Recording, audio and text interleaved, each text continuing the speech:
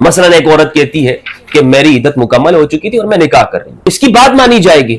اب درمیان میں کوئی شخص کھڑا ہو کر وہ کہتا ہے نہیں بھائی اس کی بات تو نہیں مانی جائے گی، نہیں جناب یہ عدت کے دوران میں ہوا ہے، اس کا کوئی اعتبار نہیں ہے۔ یہ اس مسئلے کا جواب دینے سے پہلے میں یہ بتاتا چلوں، ایک واقعہ میں آپ کو سناتا ہوں۔ وہ واقعہ یہ ہے، امام مالک رحمہ اللہ اہل سنت والجماعت کے ایک محدث تھے۔ ابو جعفر منصور کے زمانے میں وہ مدینہ کے اندر حدیث پڑھایا کرتے تھے۔ یہ بنو عباس کا زمانہ تھا۔ بنو عباس انتہائی ظالم حکمران تھے۔ امام مالک رحمہ اللہ سے ایک مسئلہ پوچھا گیا کہ بتائیے کہ کیا زبردستی کی طلاق ہو جاتی ہے؟ ایک شخص سے گن پوائنٹ پہ طلاق لی جائے اور وہ شخص طلاق دے دے، کیا یہ طلاق شمار ہوگی؟ تو امام مالک نے کہا کہ یہ طلاق نہیں ہوتی۔ اس فتوے کی وجہ سے پورے ملک میں طوفان مچ گیا، اور جو خلیفہ تھا حاکم اس وقت اس نے یہ مطالبہ کیا امام مالک رحمہ اللہ سے کہ آپ اس فتوے سے رجوع کریں، لیکن امام مالک رحمہ اللہ نے کہا کہ میں اپنے اس مسئلے جو میں نے بیان کیا، فتویٰ دیا، اس سے رجوع نہیں کروں گا، میں واپس نہیں آؤں گا، اور میرا جو موقف ہے وہی شریعت کا موقف ہے، وہ شریعت کی روشنی میں ہے۔ تو امام مالک رحمہ اللہ نے جب رجوع نہیں کیا تو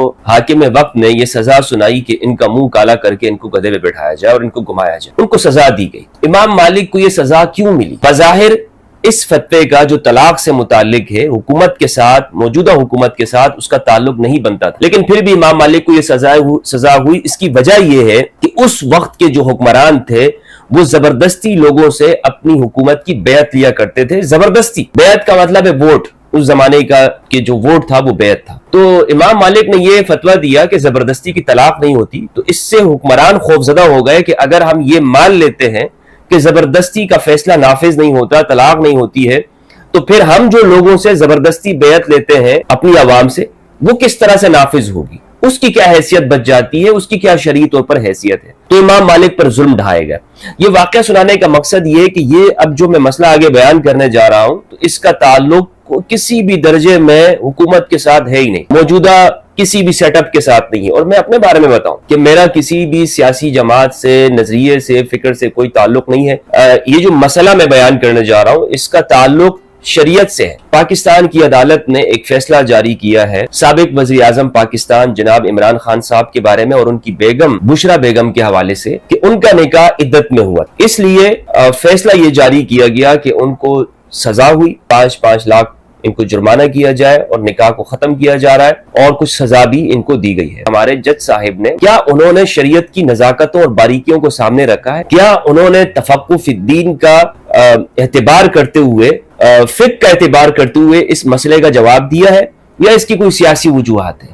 میں سیاسی وجوہات میں نہیں جانا چاہتا ہوں کہ ہم یہ دیکھ رہے ہیں کہ ایک شخص کے خلاف مسلسل ایسے فیصلے آئیں کہ جو اس کے مخالف ہوں، کہ کوئی شخص اپنی رائے قائم کر سکتا ہے، لیکن اگر شریعت کی نظر میں ہم دیکھیں کہ عدت کے دوران میں نکاح، اس کیس کے اندر کچھ ویڈیو ایویڈنس ایسے موجود ہیں، جیسے بشرا بیگم کے جو سابق شوہر ہیں خاور مانیکا صاحب، ان کا ایک ویڈیو پیغام بھی میں نے دیکھا۔ قرآن مجید کہتا ہے یا ایھا الذین آمنوا ان جاءکم فاسق بنبأ فتبینوا، اے ایمان والو کہ اگر فاسق شخص تمہیں کوئی خبر دے تو خوب وضاحت کر لو، اس کی تحقیق کر لیا کرو، کہیں ایسا نہ ہو کہ تم انجانے میں کسی قوم کو نقصان پہنچا بیٹھو اور بعد میں پھر افسوس کرتے رہو۔ تو ان کا بیان میں نے سوشل میڈیا پر یہ دیکھا، وہ کہہ رہے ہیں کہ میں اللہ کو حاضر ناظر جان کر یہ بات کہہ رہا ہوں کہ میری بیگم وہ دنیا کی سب سے پاک دامن خاتون ہے۔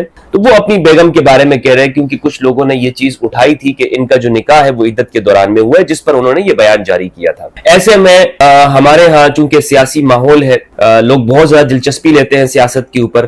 کچھ صحافیوں کے میں نے دیکھا کہ وہ یہ کہہ رہے ہیں کہ ان کو کوڑے لگنے چاہیے وغیرہ وغیرہ، اس طرح کی باتیں کر رہے ہیں کہ جنہیں شریعت کا کوئی علم نہیں ہے، ورنہ جو خاتون یہ بات کر رہی ہیں خود ان کا جو حلیہ ہے وہ شریعت کے مطابق نہیں ہے، لیکن وہ یہ مطالبہ کر رہی ہے کہ ان کو کوڑے لگنے چاہیے۔ المیہ یہاں تک پہنچ گیا ہے کہ جن لوگوں کا تعلق، جن کی پوری زندگی شریعت کے خلاف ہو، وہ بھی شریعت پہ کے نفاذ کا مطالبہ کر رہے ہیں۔ اگر آپ شریعت کے نفاذ کا مطالبہ کر رہے ہیں، میں ان صحافیوں سے پوچھنا چاہتا ہوں، ان لوگوں سے، تو ٹھیک ہے پھر طالبان کو ہم یہاں لے آتے، پھر دیکھتے ہیں کہ تمہاری کتنی ہمت ہے شریعت کو برداشت کرنے کی، اور پھر حدود و قصاص جب یہاں پر ہوگا، پھر ہر چیزوں کے اوپر یہاں پر شریعت کو لاگو کیا جائے، جو آپ نے شراب کے پرمٹ جاری کیے ہوئے ان ساری چیزوں کے اوپر۔ لیکن بہرحال یہ جو مسئلہ ہے عدت کے دوران میں نکاح، ان لوگوں سے میں پوچھنا چاہتا ہوں جو خود کو مفتی کہہ رہے ہیں اور وہ خاموش تماشائی بنے بیٹھے ہیں، جو دین کا مذاق اڑایا جا رہا ہے۔ الحدود تندرئ بالشبہات، ہر فقہ جاننے والے کو یہ بات پڑھائی جاتی ہے کہ حدود وہ ختم ہو جاتی ہیں شبہات کے ذریعے سے. شبہات مثلا گواہوں کے بغیر اگر کسی نے نکاح کر لیا گواہوں کے بغیر لیکن ایجاب اور قبول ہوا تھا تو ان کے اوپر حدود نافذ نہیں ہوگی. امام ابو حنیفہ کے نزدیک ایک مرد اور عورت دونوں نے آپس میں مل کر ایجاب و قبول کر لیا اور وہ شادی نہیں ہے لیکن انہوں نے ہم بستری بھی کر لی لیکن اب کیا ہے ایجاب و قبول کیا تھا اور وہ کہہ رہے ہیں کہ یہ شادی لیکن گواہ موجود نہیں ہے تو کیا ان کے اوپر زنا والی حد قائم ہوگی؟ نہیں ہوگی ان کے اوپر زنا والی حد. کیوں؟ اس لیے کہ الحدود تندرئ بالشبہات. بہت سارے اس کے اوپر مسائل متفرع ہوتے ہیں, بہت ساری چیزیں اس پر آتی ہیں, شریعت نے بہت وسعت دے رکھی ہے. اب اگر کوئی عدت کے دوران میں نکاح کر لیتا ہے تو اس کا کیا مسئلہ ہے؟ کچھ مسائل ایسے ہیں کہ جس میں صرف خاتون کا قول معتبر ہوتا ہے.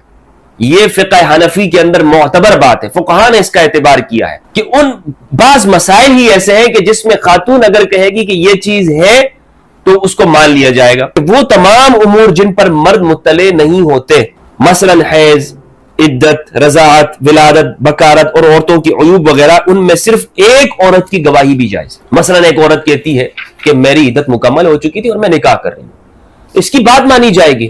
اب درمیان میں کوئی شخص کھڑا ہو کر وہ کہتا ہے نہیں بھائی اس کی بات تو نہیں مانی جائے گی, نہیں جناب یہ عدت کے دوران میں ہوا ہے, اس کا کوئی اعتبار نہیں ہے. ایک خاتون یہ کہتی ہے کہ میری عدت پوری ہو چکی ہے, مجھے بتائیں کون ہے اس شخص کہنے والا کہ اس کی عدت پوری نہیں. اس طرح تو پھر کسی کا نکاح بھی برقرار نہیں ہوگا. اگر ہم باہر کی گواہیاں معتبر مان لیں, شریعت کے ساتھ مذاق کرنا بند ہونا چاہیے, شریعت کے ساتھ کھیلنا بند ہونا چاہیے. میں اس پر بات نہ کرتا لیکن اس لیے میں اس کے اوپر گفتگو کر رہا ہوں چونکہ یہ شریعت کا مسئلہ ہے, اس کو سیاسی بات نہ لی جائے. جج صاحب سے میری گزارش ہے کہ شریعت کے تناظر میں اس فیصلے کو دیکھیں کہ عورت کی گواہی جو عورت وہ کہہ رہی ہے اور وہاں پر دوسرے گواہ بھی موجود ہوں گے اور ہے وہاں پر, اس عورت کی گواہی کو ماننا چاہیے کہ وہ یہ کہہ رہی ہے کہ میری عدت مکمل ہو چکی ہے, عدت میں نکاح نہیں. اور اگر یہ عدت میں بھی ہے تو اس کے اوپر کوئی سزا شریعت نے مقرر نہیں کی, کوئی سزا اس کے اوپر مقرر نہیں ہے. زیادہ سے زیادہ یہ ہے کہ نکاح کو فسخ کر دینا, زیادہ سے زیادہ وہ بھی تب ہے کہ جب یہ ثابت ہو جائے. کوئی سزا اس کے اوپر نہیں ہے کہ مطالبات ہو رہے ہیں کہ جناب اس کے اوپر زنا کی الیاذ باللہ سزا لگ جائے, اس کے اوپر دوسرے سزا ہو جائے, کوئی سزا اس کے اوپر نہیں ہے. سیاست میں ہر چیز دیکھیں, ہر چیز جب ہم سیاست میں لیتے ہم ایسی قوم ہے کہیں ہمارا بنی اسرائیل والا حال نہ ہو جائے. ہم نے دین کو شریعت کو مذاق بنا کے رکھ دیا. ہم اپنی سیاست کے اندر شریعت کیوں لے کر آتے, کیوں ان چیزوں کو ہم ڈسکس کر رہے ہیں؟ جب ایک خاتون یہ بات کہہ رہی ہے اس کی بات کو معتبر ہونا چاہیے. یہ شریعت سے بالکل متصادم ہے, شریعت میں اس کی کوئی اجازت نہیں ہے. جس پر یہ فیصلہ لایا گیا اور پوری دنیا کے اندر مسلمانوں کی توہین تحقیر کی گئی, علماء کی توہین اور تحقیر ہے کہ آپ نے یہ فیصلہ جاری کیا ہے. پوری دنیا کے اندر مذاق بن گیا ہے کہ مسلمانوں کے اندر یہ فیصلے ہوتے ہیں. یہ اسلام کی توہین ہے, یہ سراسر توہین کی گئی ہے, مذہب کو مذاق بنایا گیا. اور یاد رکھیے گا آج جو کچھ ہم مذہب کے نام پر یہ جو سیاست کی جاتی ہے اس میں مذہب کا استعمال ہوتا ہے, یقین جانیے گا ہمیشہ جب بھی ایسا ہوا ہے کہ سیاست کے لیے مذہب کو استعمال کیا گیا ہے, بے دینی, الہاد, مذہب دشمنی, مسلم معاشروں کے اندر لوگ مذہب سے بیزار ہوئے کہ یہ مذہب ہوتا ہے. تم ہمیشہ بیساکھی کے طور پر مذہب کو استعمال کرتے ہو ہمیشہ, اور اس کی بہت ساری مثالیں ہیں. میں ان مثالوں میں نہیں جانا چاہتا جو ماضی قریب کے اندر ہم نے غلطیاں کی ہیں, مذہب کا استعمال کیا ہے, کبھی جہاد کے نام کے اوپر, کبھی مسلم معاشروں کے اندر ان ساری چیزوں کو ہم نے استعمال کر کے اپنے نوجوانوں کو ہم نے دین بیزار ان کو بنا دیا ہے. ہمارا نوجوان کیوں دین سے بیزار ہوتا جا رہا ہے؟ اس کی بنیادی وجہ یہ ہے کہ اس طرح کے مولوی وہ جھوٹی گواہیاں پیش کرتے ہیں, وہ حق سچ کی بات نہیں کرتے, وہ اپنے جان کے خوف ان کو ہوتا ہے, وہ ڈرتے ہیں, وہ بک جاتے ہیں, ان کے اندر حسینی کردار نہیں ہوتا. نام امام حسین علیہ السلام کا